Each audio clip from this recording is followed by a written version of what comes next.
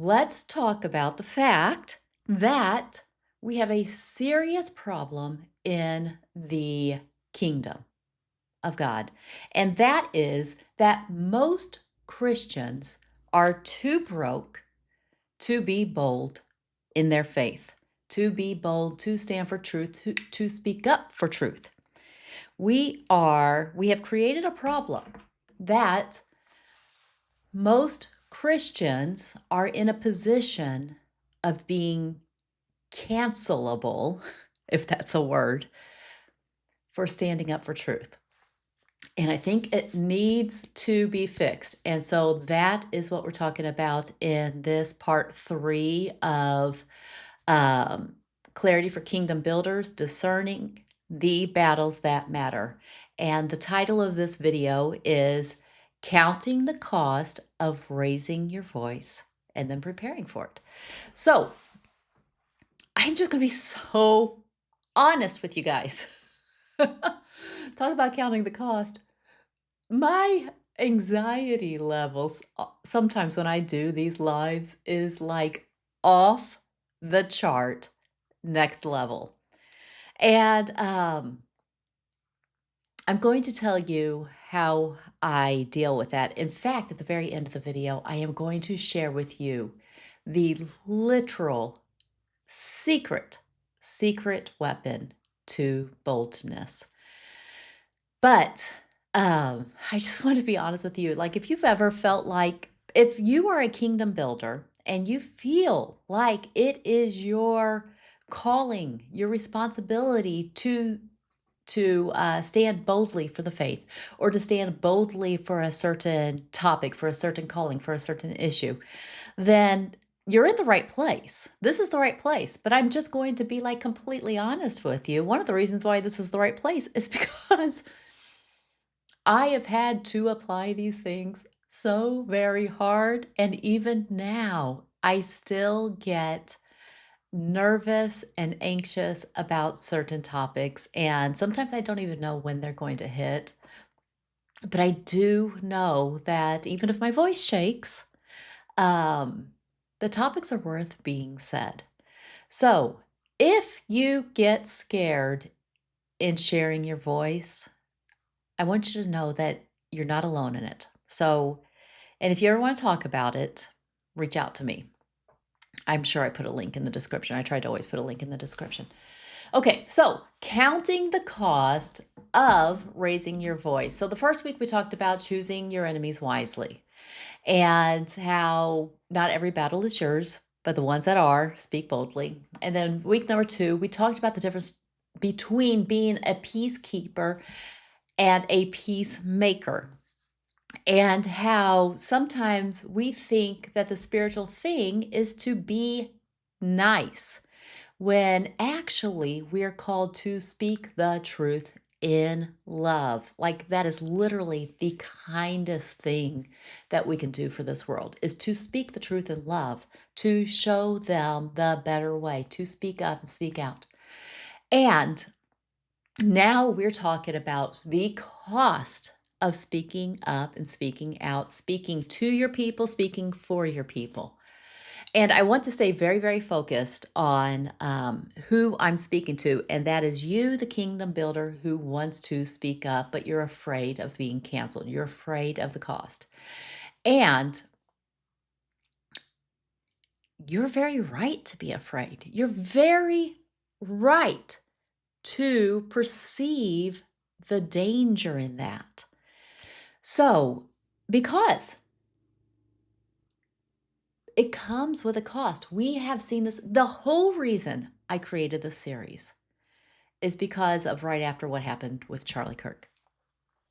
And we sometimes give a lot of platitudes like God will protect you, no matter what you're doing. But yes, God protected Donald Trump from, the shot being assassinated, but he didn't Charlie Kirk. And we don't always understand the reasons, but we do understand that we're not playing a short-term game. Charlie Kirk understood that. Charlie Kirk counted the cost. Charlie Kirk stood boldly for what he believed in, stood boldly for his faith, and uh, no matter how it was going to turn out. Okay, so we can't have this naive idea that, well, God will just protect me, whatever. So that's, I'm already getting into my points and I'm rambling a little bit. Thank you, nervousness. So let me back it up. You want to be bold, you want to speak the truth, and you want to fight for what matters. But have you considered the cost of raising your voice? Because if you haven't, then you won't be ready, as in prepared to pay it when it counts. So today we're going to break down why so many Christians do stay quiet. And it's because of they are actually vulnerable to way too many of us are too vulnerable to speak up. And I'll explain the reasons why. And then I'm going to talk about the 3 questions to ask before you raise your voice. And then at the very end, I'm going to share with you the secret weapon. This is the thing that I lean into every single time, especially on a time like today when I am like literally like, I even changed my shirt because sometimes when I'm speaking and I get passionate, I turn really red and it can be distracting. This is probably one of those times. But here's the problem. Let's talk it out. Most Christians are too broke to be bold, not because they're weak, but because their livelihood would be at risk if they said what they really believe. Most Christians do not own their time. They do not own their money, as in their livelihood. They are living on borrowed peace. They have too much debt. Their livelihood is coming from the world systems, the world structures, is dependent upon the pharaohs of this world than it is on kingdom principles, of like freedom. They have not redeemed their time. They haven't been able to buy it back yet. So that's understand that's a problem because it is captivity when so many Christians are held captive by the world's systems, by the monetary systems, by the in danger of being canceled on a platform, or in fear of being criticized, or in fear of losing all of their support. Or here's another one, and it's a true problem, in fear of not having the mental capacity for the battle. So it's a kingdom problem. We need to be solving it. Okay. Luke 14:28 reminds us that we are to count the cost before building. It says, which one of you is going to build a tower before counting the cost? Which one of you is going to go to war before counting the cost? There is a really funny story, if you'll do some research, of former President Obama, who is building his like presidential center or something in Chicago, and they are in a financial mess. The costs have like more than doubled the initial estimates. They're nowhere close to being finished. This can happen in construction all the time. It is really hard to count the cost, and it's my husband runs a service-based business where he does home remodels, and he gives them a range and tells them the more you change your mind, the more it costs. Be prepared for the cost. Know what is important to you and know what is just nice to have. Like going into it, know what are the things that we're not going to compromise on and what are the things that we're willing to not pay as much for. That is a message not just for if you're in a kitchen remodel, but also in your life, in your business as a kingdom builder. So Count the cost. What have you said yes to? Number one, here's a question. Have you said yes to anything that is now costing you your voice? I remember I had a job one time and I started a blog post. I mean, not a blog post. I started a blog. I was practicing writing, becoming a writer. And I remember the day that my boss acted like my writing on my personal blog was going to be a problem for him and his business. And in that moment, I marked it and I thought, our days are limited because I am not going to live in fear that, um, be afraid that what I say is going to cost me my income. We're going to clean that up. So I saw the danger and I was like, I made a note of it and being like, we've got to separate that. Because if God's calling me to write and speak certain thing and I'm in some kind of industry that's like, oh, you can't talk about that. You can't talk about that. That is the problem of serving two masters. We cannot serve two masters. Cannot serve God and mammon. Now, the problem is most of the church has taken that lesson to think that, well, then money is not important. No, money's important. Unless you have the ability, like Jesus, to send Peter to go fishing for money out of a fish's mouth and just create it out of nothing, we do have to be well resourced. So, but money's not the most important thing. So it's not that money's not important, it's that our money needs to be independent.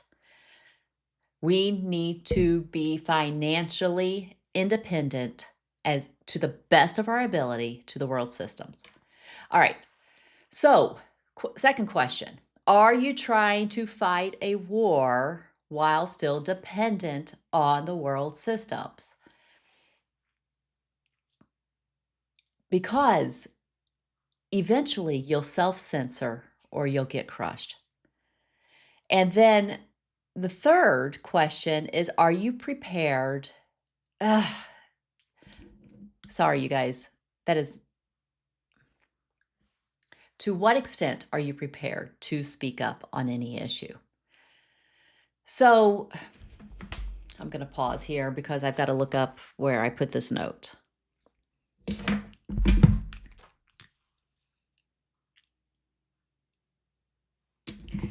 Going to battle is dangerous and costly. Going to battle is dangerous and it's costly.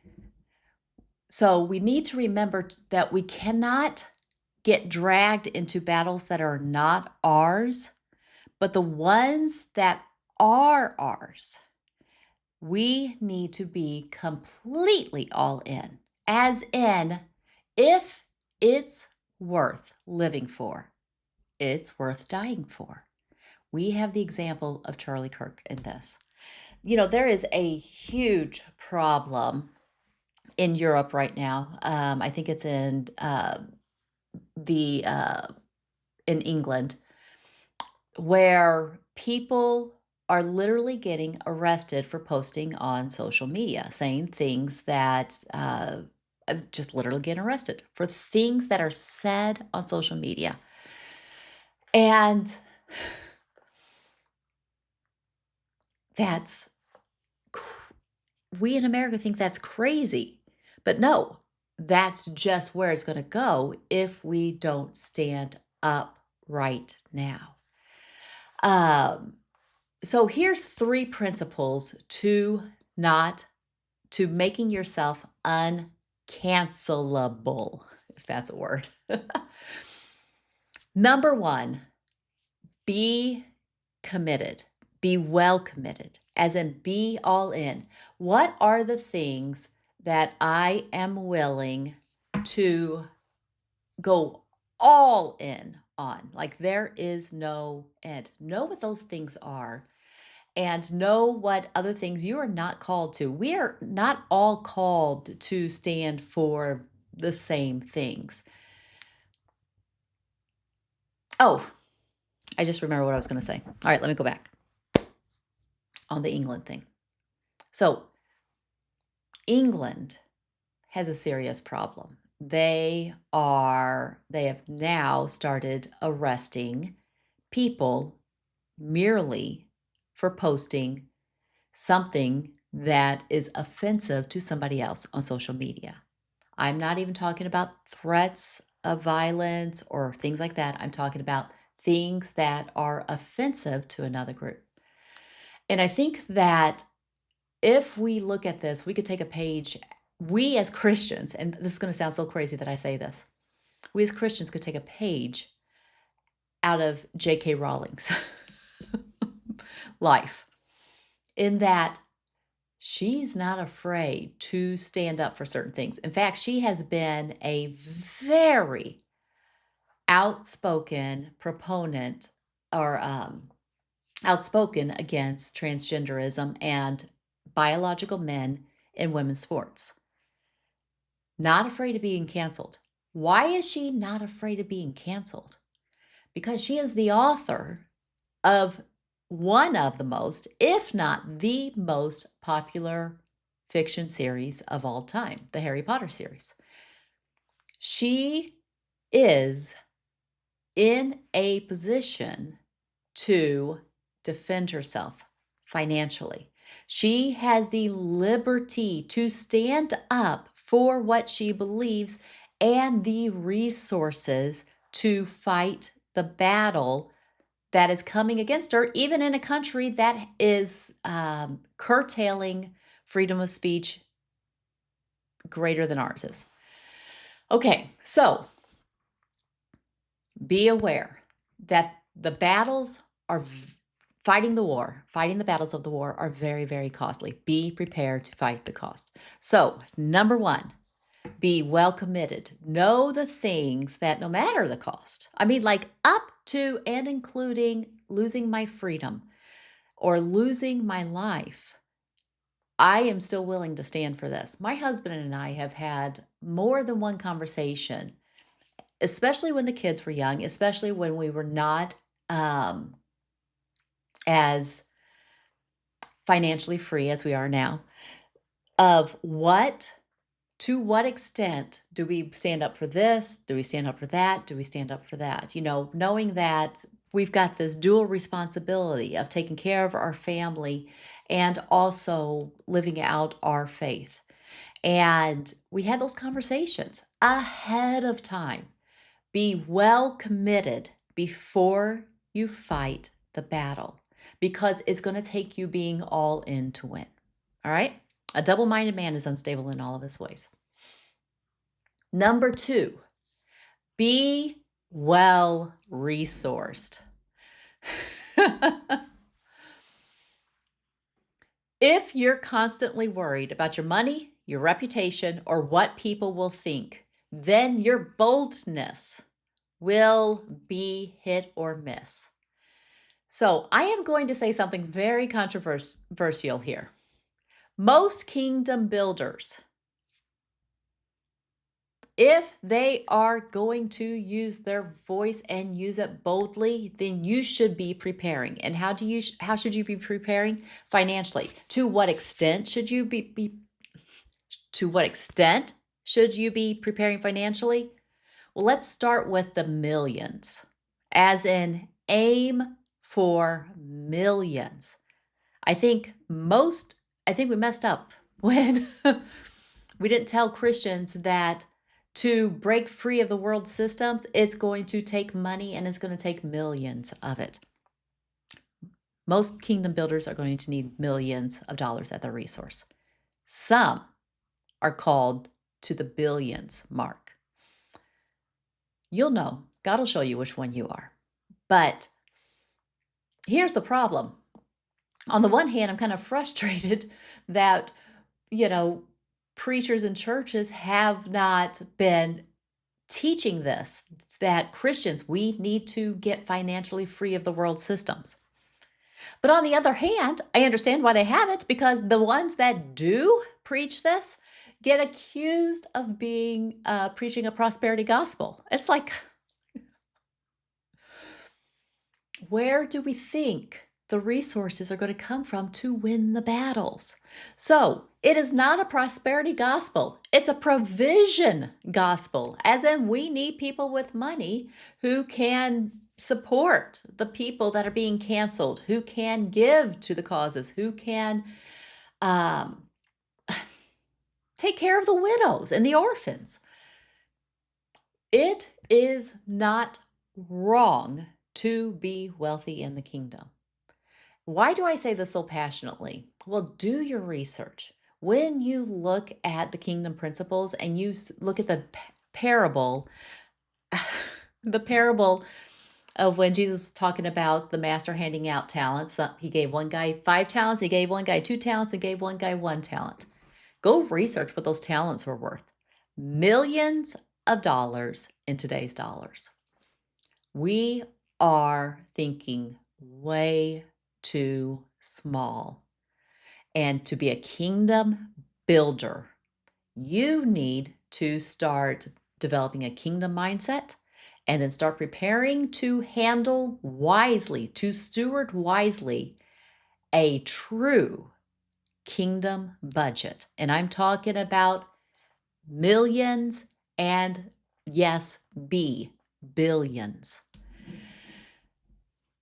Prepare for it now. Okay? That's part of your assignment. All right, let's see. So number 1, be well committed. Number 2, be well resourced. Now, you might be like me now, a little bit overwhelmed with the assignment and overwhelmed with the gravity of the assignment. As in, you're saying be committed all the way to the death.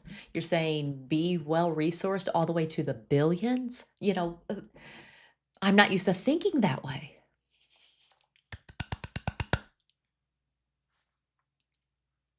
Number 3,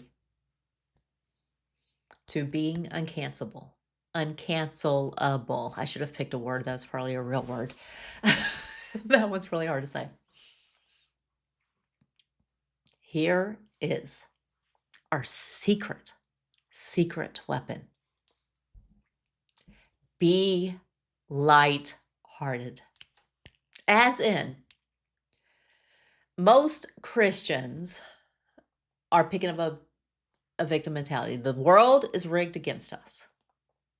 And I'm here to tell you, yes, the battle is rigged, but it's not rigged against Christians. We're on the winning side. The war is already won. We're just shaping the kingdom for the King of Kings, okay? We are just introducing and living. Thy kingdom come, thy will be done on earth as it is in heaven. Thy will be done, future, as it already is in heaven. That is our work. The war is already won on the eternal perspective. It's just our job to live it like we're winning it. Now, it is like we are playing a game, but the referee's already in our pocket. We are already winning. This means the joy of the Lord is our strength. This means that our humor is holy. This means that we can enjoy it. Yes, there will be hard times. Yes, there will be scary, dark moments. Yes, there will be times when the battle feels too big for our nervous system to handle and we're a little bit nervous. This is what was happening to me at the beginning of the video. Speaking up is hard for April to do. But when I remember on the flip side that if this is something God's called me to do, I've already won. Then it's like, I laugh at my nervousness. It's like, it's so funny that I still get nervous and I still get a little bit anxious about something that truly I know is going to turn out all right. So, yes, be well committed. Yes, be well resourced. It's never too early to start this. Teach your kids this. It is not a shameful thing. It is a good thing to break free of the world systems financially. But be lighthearted. Death is already defeated. The kingdom is already in heaven, coming to earth. Thy kingdom come here. Thy will be done here as it's already happening in heaven. Jesus is already seated on the right hand of the throne of God. We are already seated in heavenly places with him. In one way, we're already secure. It's a fascinating, mind-blowing mindset. And we get so worried and we think that our best tactic is saying, hey, we need to be serious and we need to be focused and we need to be, serious about this. But I think our best tactic is to laugh at the big fat bullies who think that they're going to win in the end, because they're not. They are already defeated. You are on the winning side. So you get to laugh at the lies.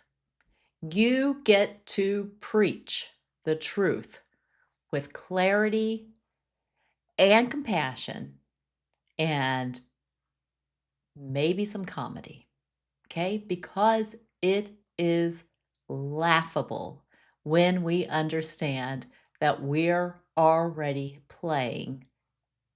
that we're fighting a war that has already been won. We still need to fight it. Of course, that's our calling. That's our duty. That's our job. We want to claim more ground. We want to bring honor and glory to the name of God. We want to bring more people into the kingdom. And we're going to be way more attractive when we invite them into the kingdom of abundance, not the kingdom of, no joy and, we're so pious that we can't crack a joke here. Sorry, I'm getting on a soapbox here. So you get to be lighthearted. There's a lot of verses in the Bible about humor belongs to us. Laughter, there's a time for joy. There's a time for tears. There's a joy. The joy of the Lord is our strength. We are not. I used to think that to laugh would mean that, we're not taking the situation serious enough. And it's like, oh, no. I'm taking it deadly funny serious. I'm unbothered when I remember how anchored I am, how honestly, if something happens to me, it's because it was in God's plan. So that means we get to go all out on our mission, on our calling. So let's be discerning Christians in this area. Count the cost. Be prepared to pay it. And then become a believer that the world just can't cancel because you are committed to the end. You are resourced well, befitting a builder in the kingdom, working off a kingdom's budget.